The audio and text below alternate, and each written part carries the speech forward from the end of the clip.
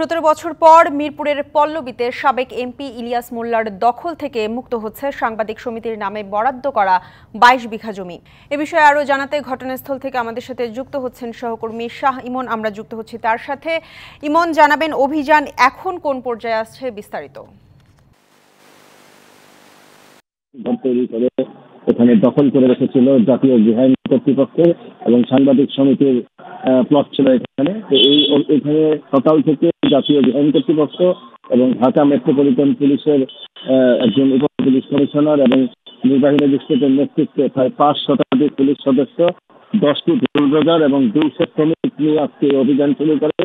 দীর্ঘদিনের এই প্রত্যাশা ছিল এই দখলকৃত এই বস্তি ঘরগুলোকে উচ্ছেদের মাধ্যমে যারা জমির মূল মালিক তাদের হাতে ফিরিয়ে দেওয়ার জন্য এবং মূল জমির মালিক যারা গৃহায়ণ কর্তৃপক্ষ তাদের জমি বুঝিয়ে দেওয়ার জন্য যে অভিযান শুরু করেছিল, সেই অভিযান চলমান। আপনি দেখতে পাচ্ছেন যে এখানে শত শত দোকান ঘর ছিল, সেই দোকান ঘরগুলো বুলডোজার দিয়ে অনবরত ভেঙে দেওয়া হচ্ছে।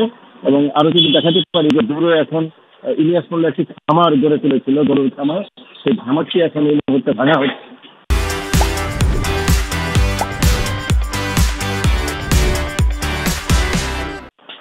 এবং এখানে 3 থেকে 4 হাজার ঘর ছিল এবং 2 থেকে 300 দোকান ঘর ছিল। এগুলি সবই পর্যায়ক্রমে ভাঙা হবে।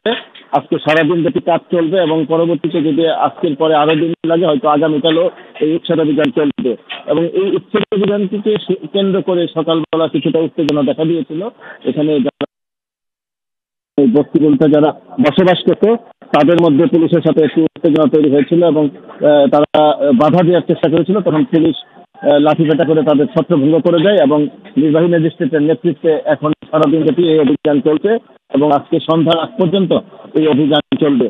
এবং এখানে যাদের জমি দখল করে রেখেছিল দীর্ঘদিন ধরে, তাদের সাথে আমি কথা বলেছি। তারা যেটি জানিয়েছে যে তাদের দীর্ঘদিনের প্রত্যাশা রাজনৈতিক প্রভাবের কারণে তারা তাদের জমির দখলে নিতে পারছিল না, তাই আজকে তাদের সেই প্রত্যাশা পূরণ হয়েছে। এবং তারা বলছে, স্থানীয়রা বলছে যে এইভাবে আরো যে সমস্ত জমি এবং যে সমস্ত সরকারি জায়গা দখল করে রেখেছিল সেগুলো যেন পর্যায়ক্রমে উচ্ছেদ করা হয়, এমনটাই প্রত্যাশা করছে স্থানীয়রা। এবং আজকে চলছে অভিযান, প্রয়োজন হলে আগামীকাল পর্যন্ত এই অভিযান চলবে বলে গৃহায়ণ কর্তৃপক্ষ এবং নির্বাহী ম্যাজিস্ট্রেট আমাদের জানিয়েছে। ইমন, আপনাকে অসংখ্য ধন্যবাদ আমাদের সাথে যুক্ত হবার জন্য।